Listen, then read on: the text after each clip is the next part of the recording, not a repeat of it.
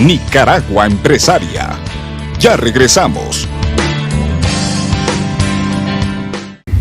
A continuación les haremos la presentación del documento Disponibilidad y Uso de Crédito de Mediano y Largo Plazo en Nicaragua, que contiene un análisis, una descripción del crédito, pero también contiene recomendaciones específicas, cómo se podría apoyar y cómo se podrían disminuir las restricciones que encontramos en el estudio. Un estudio que ha hecho FUNIDES y que ha contado también con las valiosas observaciones y comentarios de muchos de los aquí presentes, y a los cuales también se agradece por sus aportes. El interés de FUNIDES por aumentar el crecimiento para alcanzar una disminución de la pobreza es lo que motiva a hacer un análisis del crédito. El crédito tiene una importancia para ayudar a generar un mayor crecimiento. En primer lugar, ¿por qué buscamos mayor crecimiento? Bueno, hay un tema importante y es de que lo que se ha visto a través del tiempo, el crecimiento económico es una condición indispensable para que haya una reducción de la pobreza. Junto con las políticas redistributivas, el crecimiento económico apoya o contribuye en gran medida a disminuir la pobreza. Ahora, ¿qué hace que aumente o que se desarrolle en determinada forma, que lleve una senda particular el crédito? Bueno, aparte de las teorías normales que uno puede encontrar con términos de inversión, uno puede encontrar que el sistema financiero, el crecimiento, puede apoyarse a través de cambios en la productividad y en la tecnología, o también en la medida en que hay un aumento en la tasa de ahorro. En esto contribuye en gran medida el sistema financiero cuando logra, a través de la intermediación de los ahorros, mejorar justamente la intermediación. En la medida que se hace mayor, se puede mejorar la productividad. También disminuye los costos de transacción y los costos de información, y con eso se logra aumentar el crecimiento. Ahora, particularmente con el crédito tiene dos vías para apoyar el crecimiento. Por un lado, amplía la madurez o el retorno de las inversiones. Por otro lado, apoya también la productividad y la capitalización de las micros, pequeñas y medianas empresas. Esto tiene una ventaja doble.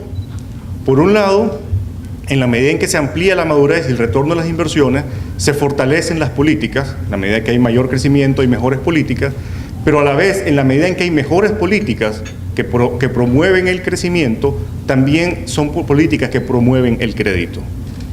Tipos de políticas que estamos hablando del respeto a los derechos de propiedad, estamos hablando de la estabilidad macroeconómica, por ejemplo.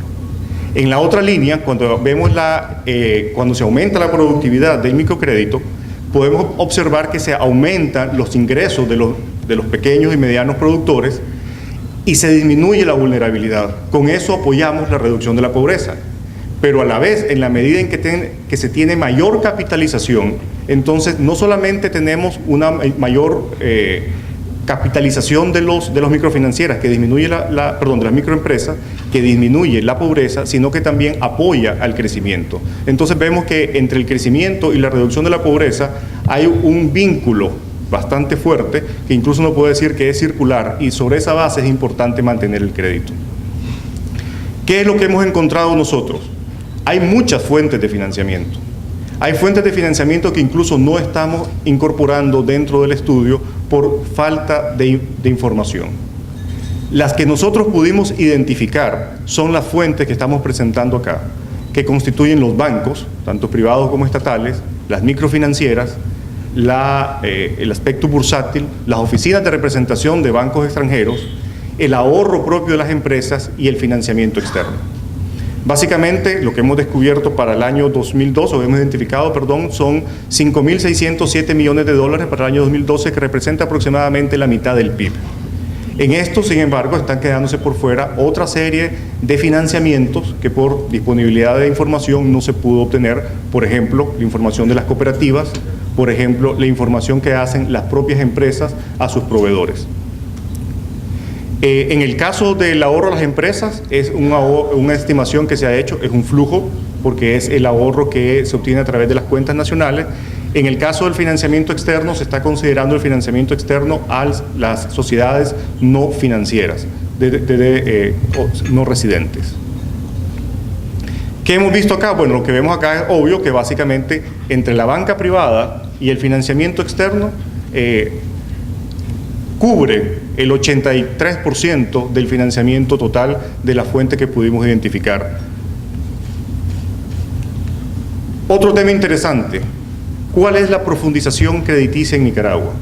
Viendo solamente la parte de los bancos, uno puede encontrar que hay una disponibilidad creciente en el financiamiento bancario.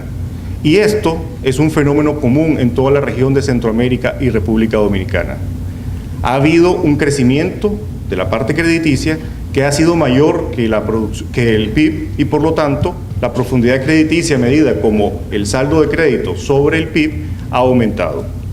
Y eso lo podemos ver básicamente cuando vemos el gráfico desde el año 2003 hasta el año 2012, tanto para Nicaragua, que comenzamos con una profundidad crediticia de aproximadamente un 17%, hasta alcanzar un 25% en el año 2012. Pero esto es un fenómeno común prácticamente de toda la región centroamericana, que lo podemos ver con algunas particularidades. Por ejemplo, el crecimiento bastante importante de Costa Rica, el crecimiento de Honduras también, y el estancamiento de República Dominicana, e incluso la caída en la profundidad financiera en países como El Salvador. Entonces, aquí salen dos temas interesantes. En primer lugar, que Nicaragua, como promedio, está un poco rezagado con respecto a la región. Uno puede observar que tenemos una profundidad de crédito bancario de un 25%, cuando países que tienen un nivel de ingresos relativamente parecidos al nuestro, como el caso de Honduras, tienen una profundidad del 43%. Entonces uno puede observar que hay espacios para aumentar la profundidad crediticia. Y no, digamos, compararnos con otros países que tienen un ingreso medio todavía mayor, como Chile, Brasil, o el promedio de los ingresos medios que tiene un 74%. Ahora, si uno puede observar qué es lo que está pasando con el crédito en Nicaragua, observando el crédito de las principales fuentes sobre los cuales nosotros tenemos la información desagregada, y básicamente desagregada por plazo y por destino. Bueno, uno podría resumir básicamente en tres grandes temas. Uno puede encontrar que dentro de las fuentes hay una preeminencia del crédito bancario a plazos medianos y largos. Las actividades se concentran en comercio para casi todas las fuentes y la cobertura está altamente concentrada. Demos una rápida mirada a lo que pudimos identificar.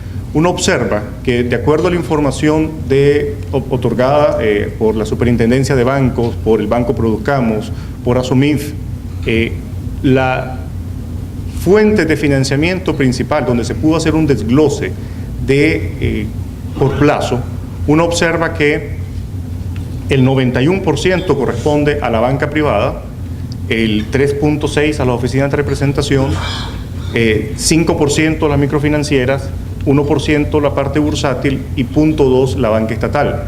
Aquí hay que hacer una aclaración bien importante, y es que en esto de la banca estatal, Banco Produzcamos, no incorpora 31 millones de dólares que están en forma de crédito indirecto a través de la banca comercial y las microfinancieras. Entonces, esto es nada más el crédito directo de la banca de Banco Produzcamos. ¿Qué es lo que resalta a la vista en primer lado? Bueno, un tema que uno puede decir de pronto llamó muchísimo la atención, y es que el crédito de mediano y largo plazo en conjunto representaba el 81% del crédito total. Entonces uno se pone a pensar qué es lo que está pasando acá. Bueno, en primer lugar uno empieza a hacer algunas acotaciones. Número uno, no todas las fuentes de financiamiento tienen la misma clasificación de crédito. Es decir, el corto plazo considerado menos de 12 meses, el largo plazo más de 12 meses hasta 48 meses y el largo plazo mayor de 48 meses, no todas las fuentes siguen ese criterio. Otro punto importante que hay que ver, aun cuando uno observa que el largo plazo es un 54%, es interesante que no podemos tener información, y eso es un tema que se puede ver como una recomendación, de cuál es la distribución de ese crédito a largo plazo. ¿Está muy concentrado cerca de los 48 meses? ¿Está más cerca de los 60 meses? ¿Está más cerca de los 72 meses u 80 meses? Eso no está claro, y eso es un tema que creo que es importante que vayamos conociendo. Tampoco está claro cuáles son las condiciones de ese financiamiento. Entonces, si bien esto es un tema que llama la atención, es bueno hacer ciertas acotaciones con respecto a dónde está la concentración de ese plazo y cómo homogenizar para todas las entidades financieras la clasificación por plazo. Ahora, ¿a dónde va este crédito? Uno observa que en general el crédito se va como promedio a la parte comercial, como les había comentado, otra parte importante a industria y otra parte importante a agricultura, hipotecario también. Dentro del crédito de largo plazo está concentrado en comercio e hipotecario. Y hay que hacer también otra acotación que en tema de comercio también hay algunos temas, hay algunos destinos que están ligados con la parte hipotecaria. Entonces uno observa que hay un crédito de largo plazo, pero ese crédito de largo plazo tiene una concentración relativamente alta en comercio y en los temas hipotecarios.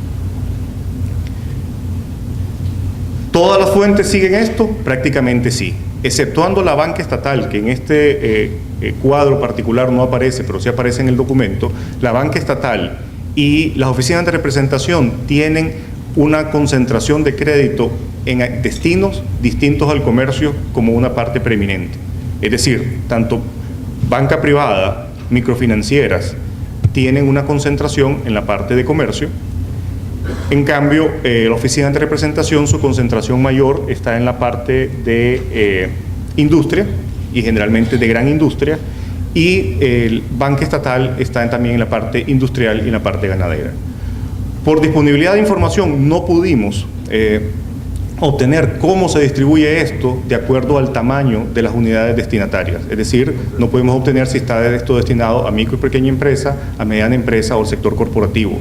Por intuición, uno lo que entendería es de que básicamente esto también está concentrado en actividades que generalmente están ligadas a entidades o empresas o explotaciones agropecuarias de gran tamaño.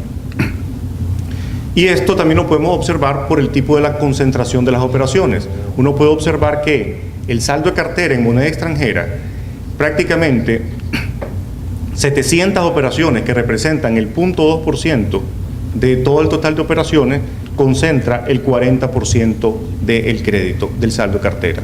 También pudimos identificar que el 40% de la cartera agrícola está concentrada en 4 actividades, que básicamente son caña, café, maní y arroz. Entonces, vemos esta alta concentración bancaria. Ahora, esto es simplemente una descripción. La pregunta es, ¿por qué? Bueno, básicamente uno puede observar que hay ciertas limitantes al crédito. En la teoría en general uno puede observar que en la evidencia internacional hay como 3 grandes factores que limitan el crédito. Por un lado, los aspectos macroeconómicos, cuando hay políticas laxas donde los agentes no pueden determinar si pueden dar un crédito y sobre todo el crédito a largo plazo. Otros temas importantes son los de asimetría de información en los temas institucionales. ¿Qué es la asimetría de información? La asimetría de información es no poder determinar claramente cuáles son los buenos sujetos de crédito. Y como no se puede determinar cuáles son buenos sujetos de crédito, entonces lo que hacen las entidades financieras es restringir el crédito para poder determinar efectivamente a quiénes son muy buenos sujetos de crédito. Por otro lado está la otra parte de el otro filo de navaja o el otro cuchilla de la tijera, es el incumplimiento de contratos. Cuando no hay un cumplimiento de contratos completo, entonces obviamente el crédito, que se basa principalmente en la confianza, entonces no tiene la posibilidad de fluir con la expectativa que uno esperaría. Básicamente porque el incumplimiento de contrato limita la posibilidad de los que prestan los recursos de conseguir sus recursos nuevamente.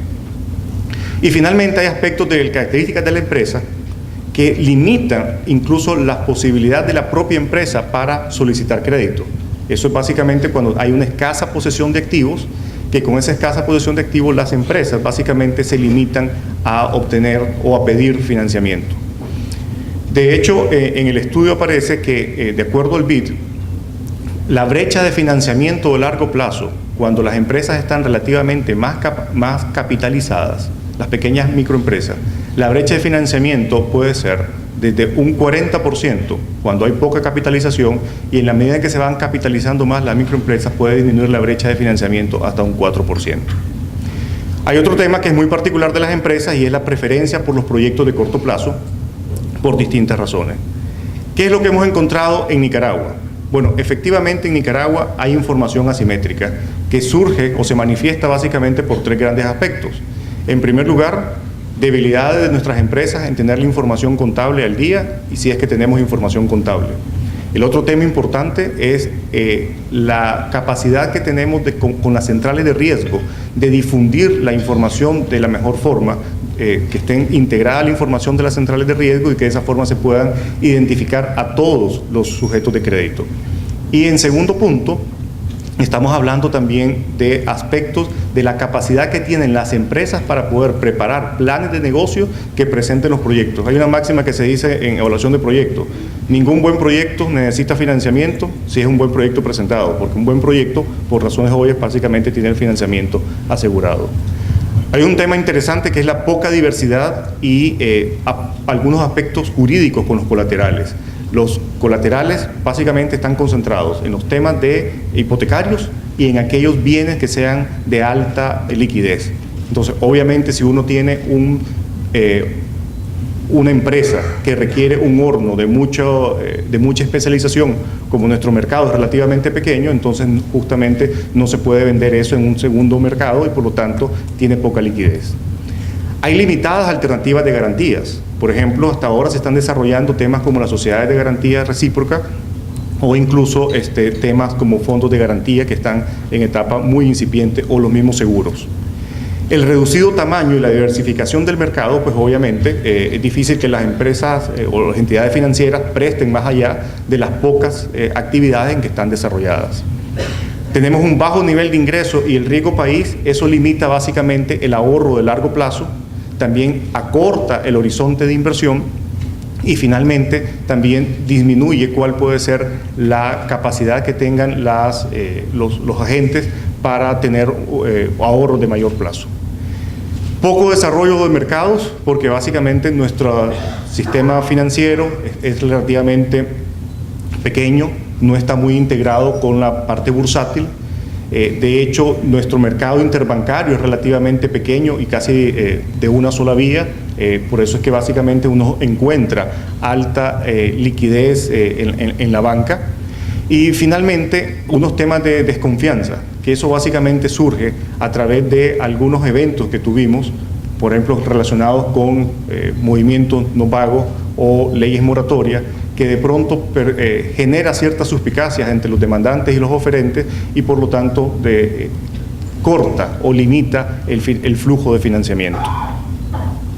Ahora, desde el punto de vista de las empresas, hay aspectos de escasez de activos que limita la posibilidad o incluso la disponibilidad o decisión de las empresas de ir a pedir financiamiento. Del censo agropecuario observamos que básicamente el 16% de las explotaciones agropecuarias estaban en disposición de ir a pedir un crédito. Afortunadamente, casi el 90% de esas empresas obtuvieron el crédito.